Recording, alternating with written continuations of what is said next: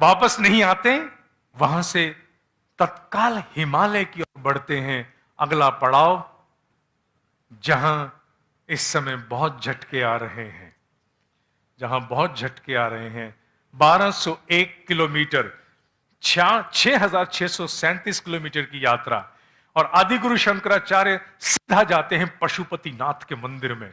जैसे मंदिर जाते हैं बड़ा दुखी होते हैं, बहुत दुखी हो। जहां देखो भैंसे के धड़, भैंसे के सर कटे हुए, चारों ओर रक्त बिखरा हुआ।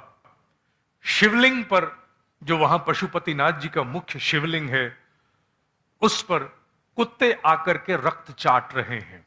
यह अवस्था देख करके उनका मन बड़ा क्षुब्ध होता है और वो दुखी मन से वहां से चले जाते हैं। पास के किसी वन में भटकते हुए उन्हें मां के दर्शन भी होते हैं, मां शक्ति के, आद्य शक्ति के दर्शन भी होते हैं। अपने स्थान पर वापस आते हैं। वहां के राजा को सूचना प्राप्त हो चुकी थी कि यहां एक विलक्षण योगी आया हुआ है। वो आते हैं, राजा आकर के कहते हैं कि मुझे आप अपना शिष्य बना लीजिए। आदि गुरु कहते हैं कि शिष्य तो बनाऊंगा, but I have a small requisition. वो क्या? ये पशुपतिनाथ के मंदिर में तुमने जो भैंसे और रक्त छोड़ा हुआ है, इसे बंद कराओ, और बंद करा करके यहां फिर से एक अभिषेक होगा, कुंभाभिषेक होगा, बहुत बड़ा अभिषेक करो, और वैदिक रीति नीति पर जो मंत्रोच्चारण है उससे पूजा अर्चना आरंभ कराओ।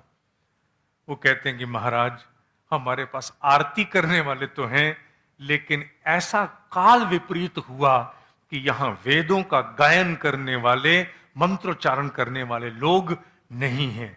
आदि गुरु शंकराचार्य कहते हैं ये दायित्व मैं लेता हूं, मैं भेजूंगा।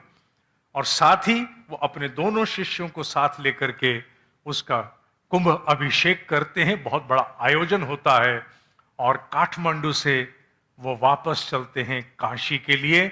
इससे पहले कि हम वहां से चलें, आइए वहां के भूकंप और अभी सतत चल रहे भूकंप के लिए 3 बार गायत्री महामंत्र प्रार्थना स्वरूप हम पूरे नेपाल प्रदेश और अपने राष्ट्र की सुरक्षा के लिए भी समर्पित करें। कमर सीधी, ध्यान मुद्रा, दोनों हाथ गोदी में, बायां नीचे दायां ऊपर, 3 बार गायत्री महामंत्र समर्पित।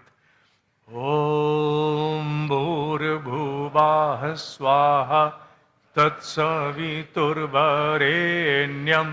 भर्गो देवस्य धीमहि धियो यो नः प्रचोदयात्।